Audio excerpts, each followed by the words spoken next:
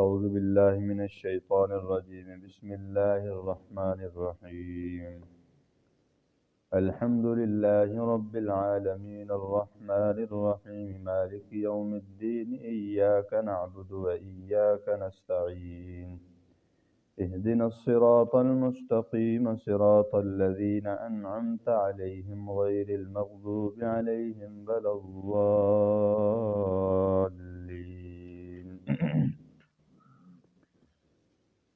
شروع کرتا ہوں اللہ کے نام سے جو بڑا مہربان نہایت رحم والا ہے۔ اس سورت کا لفظی ترجمہ کہ تمام تعریفیں اللہ تعالیٰ کے لیے ہیں جو تمام جہانوں کا پالنے والا ہے۔ الرحمن الرحیم جو بڑے مہربان اور نہایت رحم کرنے والے ہیں، اور مالک یوم الدین جو مالک ہیں روز جزا کے۔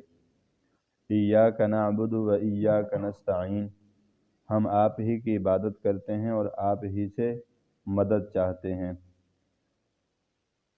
اہدنا الصراط المستقیم بتلا دیجئے ہم کو سیدھا راستہ، صراط الذین انعمت علیہم راستہ ان لوگوں کا جن پر آپ نے انعام فرمایا، غیر المغضوب علیہم ولا الضالین نہ کہ ان لوگوں کا راستہ جن پر آپ کا غضب ہوا، آپ کا قہر ہوا، ولا الضالین نہ گمراہوں کے راستے پر۔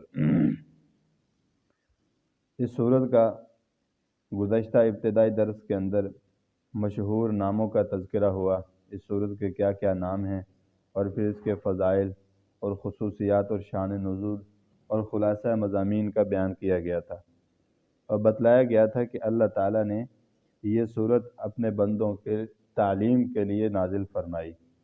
تعلیم سے مطلب سکھانے کے لیے کہ اپنے مولا کریم سے دعا و درخواست اس طرح کیا کریں کہ حق تعالیٰ جل شانہ اس صورت میں اپنے بندوں کو عرضی پیش کرنے کا اور درخواست دینے کا اور مانگنے کا طریقہ سکھلا رہے ہیں۔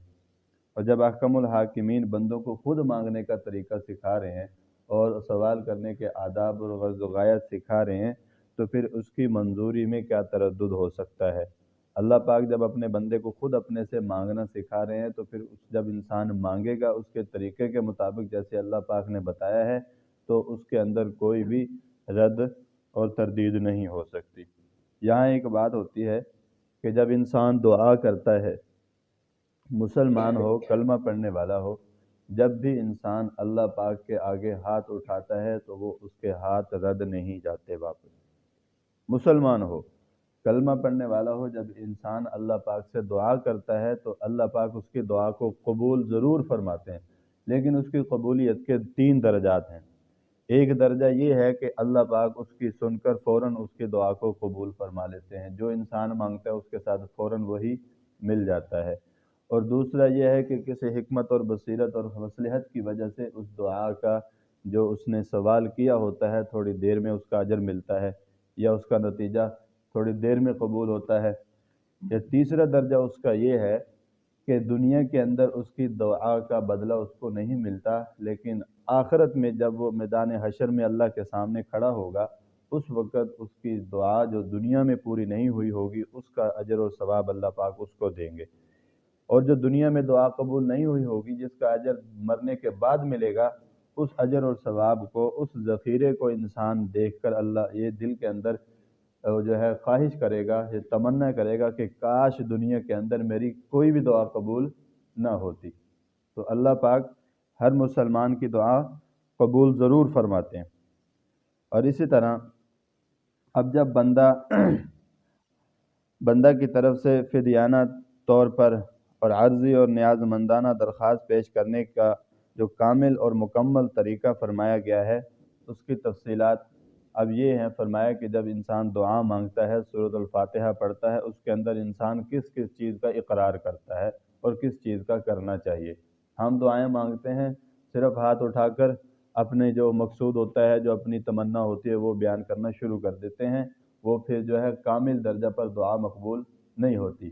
اس کا طریقہ یہ ہے کہ سب سے پہلے انسان اللہ کی بڑائی بولے، ہاتھ اٹھا کر اللہ کے سامنے کہ الحمدللہ رب العالمین والعاقبۃ للمتقین والصلاۃ والسلام علی سید الانبیاء والمرسلین جیسے ہم علماء کرام کو دیکھتے ہیں وہ سب سے پہلے اب اللہ کی بڑائی بیان کرتے ہیں، اسی طرح یہاں فرمایا الحمدللہ رب العالمین، کہ تمام تعریفیں اور تمام خوبیاں اللہ تعالیٰ ہی کے لیے ہیں جو تمام جہانوں کا پالنے والا ہے۔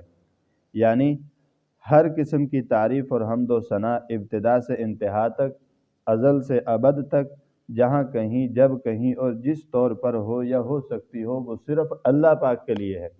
ہم سمجھتے ہیں کہ دنیا کے اندر ہم بڑی بڑی گاڑیاں، بڑے بڑے محل کھڑے کرتے ہیں اور بڑی خوبصورت چیزیں بناتے ہیں۔ ہم یہ سمجھتے ہیں کہ ماشاءاللہ یہ عمارت، یہ گھر یا گاڑی کتنی خوبصورت ہے، یہ بنائی کس نے ہے؟ فلانے نے بنائی ہے۔ اور فلانے کو کس نے بنایا؟ اللہ پاک نے۔ یعنی کہ جس انسان نے یہ بنائی ہے، کوئی بھی چیز خوبصورت لگ رہی ہو، اچھی لگ رہی ہو، اس کی تعریف کرنے کے اندر انسان اس بنانے والے کی طرف نہ جائے، بلکہ اس کو بنانے والا کون ہے؟ وہ اللہ کی ذات ہے۔ اگر اللہ اس کو نہ بناتے یا اللہ اس کو اتنا شعور نہ دیتے، اللہ اس کو عقل نہ دیتے، تو وہ کیا ہے؟ وہ اس طرح کی کارنامہ نہیں کر سکتا تھا۔ اور ہر حمد و ثنا کا مستحق اللہ تعالیٰ ہی کی ذات ہے، کیونکہ وہی تمام صفات کمالیہ کا جامع ہے۔ ہر خوبی بدرجہ کمال میں اس کے اندر موجود ہے۔ اس جیسا علم، اس جیسی قدرت کسی کے پاس نہیں، اور اس کے وجود کی مثل کسی کا وجود نہیں، اور اسی کا وجود حقیقی ہے، اس لیے وہی ہر حمد و ثنا کا مستحق ہے۔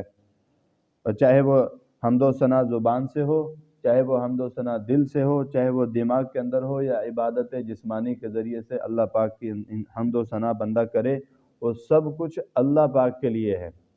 اب یہ سب کچھ اللہ پاک کے لیے کیوں ہے؟ اس کی دلیل میں فرمایا رب العالمین، کہ وہ تمام جہانوں کا پالنے والا ہے۔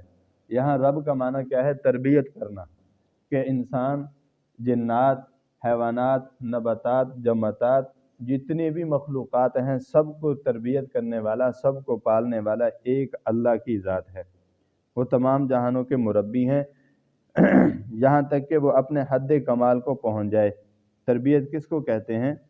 کہ تربیت لغت کے اعتبار سے اس چیز کو کہتے ہیں کہ کسی چیز کو درجہ بدرجہ تمام مصلحتوں کی رعایت کے ساتھ آگے بڑھایا جائے، یہاں تک کہ وہ اپنے حد کمال تک پہنچ جائے۔ لفظ رب اللہ تعالیٰ کے صفاتی ناموں میں سے ایک مشہور اور نہایت اہم نام ہے، اور لفظ اللہ اور رحمان کی طرح صرف اللہ تعالیٰ کے ساتھ مخصوص ہے، کسی اور ذات کو ہم اللہ کے علاوہ رب نہیں کہہ سکتے۔ اب آگے فرمایا عالمین، یہ جمع ہے عالم کی، جس میں دنیا کی تمام جنس، مثلا انسان ہوں یا جنات ہوں، فرشتے ہوں، حیوانات ہوں، جمادات ہوں، نباتات، چاند، سورج، ستارے، یہ سمندر، دریا، یہ سب کچھ شامل ہیں۔ اس طرح رب العالمین کے معنی یہ ہوتے ہیں کہ اللہ تعالیٰ کائنات کی تمام جنسوں کی تربیت کرنے والے ہیں۔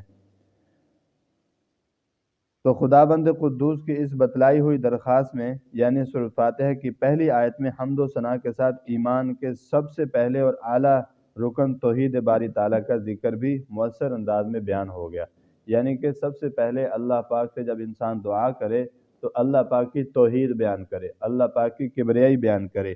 اور الرحمن الرحیم دوسری آیت میں فرمایا کہ بے حد مہربان اور نہایت رحم والا ہے۔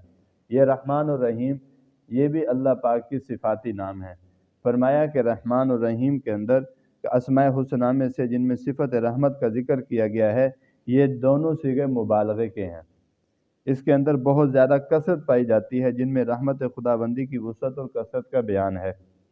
علماء مفسرین نے لکھا ہے کہ اگرچہ رحمان اور رحیم دونوں رحمت سے بنے ہیں، مگر معنی اور مفہوم کے لحاظ سے الگ الگ اور جدا جدا ہیں۔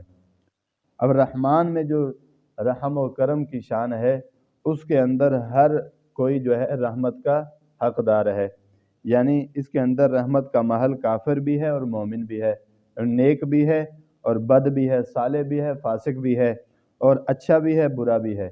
اس لیے اس رحمت کا ظہور کے دروازے سب کے لیے کھلے ہیں، یعنی دنیا کے اندر چاہے مومن ہو، چاہے کافر ہو، اچھا ہو، برا ہو، اچھے اعمال والا ہو، برے اعمال والا ہو، اس کے اوپر اللہ کی رحمت ہوتی رہتی ہے۔ جیسے کہ دنیائی نظام کا سورج کی روشنی سے کافر بھی فائدہ اٹھا رہے ہیں، مسلمان بھی فائدہ اٹھا رہے ہیں، ہوا اور ٹھنڈ، سردی، گرمی، سب سے ہر ایک کو برابر کا جو ہے وہ اس کے اندر نفع پہنچ رہا ہے۔ اور اس کے بعد فرمایا رحیم، رحیم ایسی چیز ہے جس کے اندر صرف اور صرف مومن داخل ہو جاتے ہیں، کافر لوگ اس کے اندر سے نکل جاتے ہیں۔ اس طرح دار دنیا مومن کافر سب کے لیے باعث رحمت ہے۔ کافر کے نزدیک دنیا میں اس لیے بھی رحمت ہے کہ وہ اپنے کفر سے اس دنیا میں توبہ کر سکتا ہے، اور اگر توبہ نہ بھی کرے تو فی الحال عذاب جہنم سے بچا ہوا ہے، یہ بھی اللہ پاک کی اس کے اوپر رحمت ہے۔ الغرض اس رحمان کی رحمت کا ظہور اس دنیا میں عام ہو رہا ہے، لیکن رحیم میں تجلی رحمت اور مغفرت کا خصوص اہل ایمان کے ساتھ ہے، اس لیے اس کا پورا ظہور آخرت میں ہی ہوگا، جہاں رحیم ہونے کے باعث مومنوں کی اللہ پاک بخشش و مغفرت فرمائیں گے، ان کے نیک اعمال کا بدلہ دیں گے، اور رحیم کے اندر یہ بھی ہوگا کہ جو انسان کے کھاتے میں برائیاں ہوں گی ان کو نیکیوں میں بدل دے گا۔ یہ رحیم ہے۔ ایک ہے رحیم، ایک ہے رحمان۔ رحمان کا مطلب مہلت دے رکھی ہے، اور رحیم کا مطلب مہلت کا ٹائم ختم ہو چکا ہے، اب جو بھی نیکیاں زیادہ ہیں، جو کم برائیاں ہیں، ان کو بھی نیکیوں میں بدل کر انسان کے ساتھ اللہ پاک ہمیشہ جنت کا ٹھکانہ اس کو عطا فرمائے گا۔ اور آگے تیسری آیت میں فرمایا گیا مالک یوم الدین، جو مالک ہیں روز جزا کے۔ یہاں دین کے معنی ہے جزا اور بدلہ کے، یعنی ایک دن اور زمانہ مقرر ہے کہ جس دن اچھے برے، بد عمل اور نیک وکار، ظالم مظلوم، سب کو ان کے دنیا میں کیے ہوئے اعمال کا پورا پورا بدلہ دیا جائے گا۔ اور اس دن یعنی یوم جزا میں اللہ تعالیٰ کی ملکیت ہوگی۔ اب یہاں یہ سوال ہوتا ہے کہ اللہ تعالیٰ کی ملکیت تو تمام کائنات کے اندر آج بھی موجود ہے، تو یہاں پر مالک یوم الدین سے کیا مراد ہے کہ صرف یوم جزا کے دن اللہ کیوں مالک ہوں گے، آج کیوں مالک نہیں؟ تو اس کے جواب میں علماء نے لکھا ہے کہ دنیا میں بھی اگرچہ حقیقی اور مکمل ملکیت تمام کائنات پر صرف اللہ تعالیٰ ہی کی ہے، جی اللہ تعالیٰ ہی کی ہے، لیکن اس نے اپنے کرم اور حکمت بالغہ سے ایک قسم کی ملکیت ناقصہ انسان کو بھی دے رکھی ہے۔ انسان کو جائیداد والا بنایا، مال دولت والا بنایا، بیوی بچوں کے اوپر اس کو اپنا جو ہے مجازی رب بنایا، اور حکومت اور ریاست والا بنایا۔ یہ ساری کی ساری اللہ پاک نے ملکیت ناقصہ جس کو کہتے ہیں کہ ایک نہ ایک دن ٹوٹ جائیں گی، یہ عطا فرمائیں۔ اور یہ کیوں عطا فرمائیں؟ یہ فرمایا دراصل ان کی آزمائش کے لیے ہے۔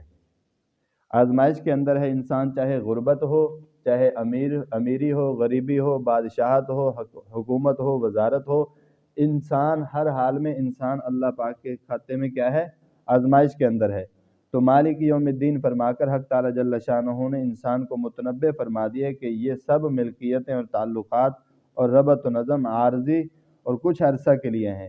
ایک دن ایسا آئے گا کہ جس میں کوئی کسی چیز کا ظاہری طور پر بھی مالک نہیں ہوگا، جیسے سورۃ مومنون کے اندر فرمایا لمن الملک اليوم، قیامت کے دن اللہ فرمائے گا لمن الملک اليوم، کون ہے جس کی آج بادشاہت ہے، کون ہے جو آج اپنے آپ کو رب کہلائے، کون ہے جو اپنے آپ کو خدا کہلائے، یا وزیر کہلائے، یا صدر کہلائے، یا ایم پی ایم این اے کہلائے، للہ الواحد القہار، کوئی بھی نہیں ہوگا، صرف اللہ کی بادشاہت اور اس کی قہاریت کا ٹائم ہوگا۔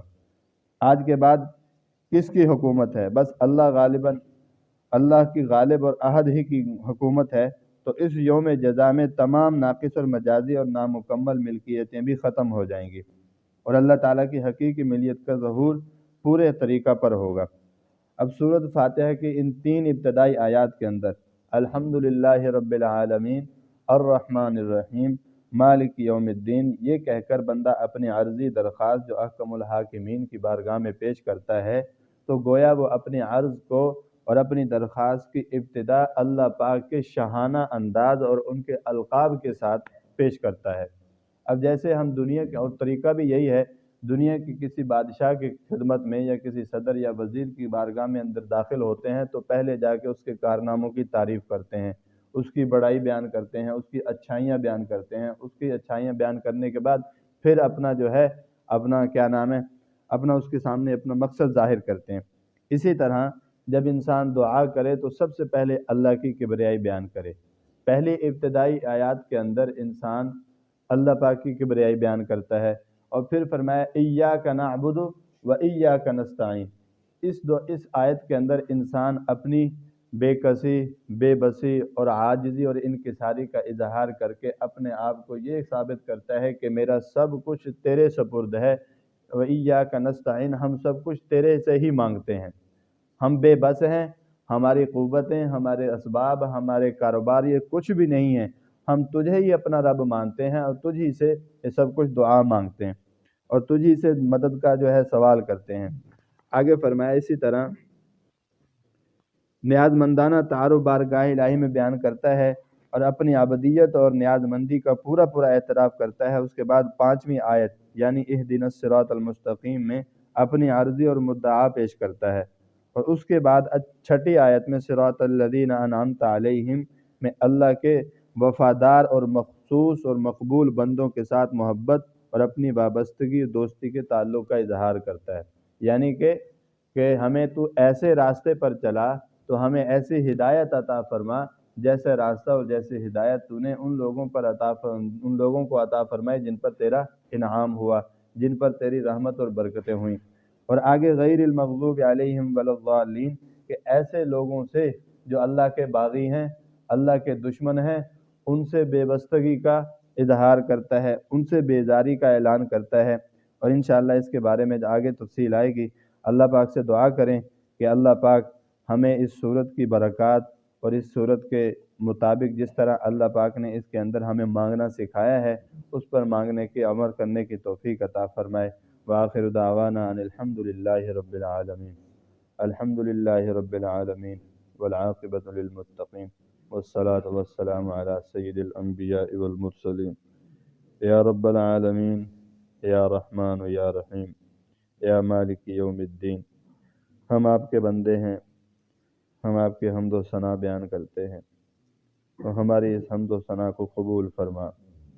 اے اللہ، اس دنیا میں آنے سے پہلے بھی اور اس دنیا میں جانے کے بعد بھی آپ نے ہم پر احسان اور انعام فرمائے۔ اے اللہ، ہم آپ کے ان انعامات اور احسانات کا خاطر خواہ شکریہ ادا نہیں کر سکتے تو ہمیں اس جرم کو معاف فرما۔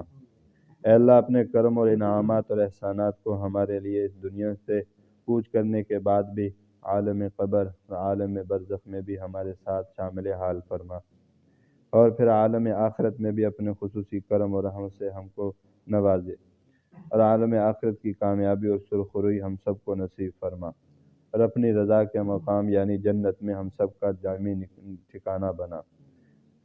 آمین آمین یا اکرم الاکرمین یا ارحم الراحمین، وصلی اللہ تعالی علی خیر خلقہ محمد وعلی آلہ واصحابہ اجمعین، آمین برحمتک یا ارحم الراحمین۔ جزاک اللہ۔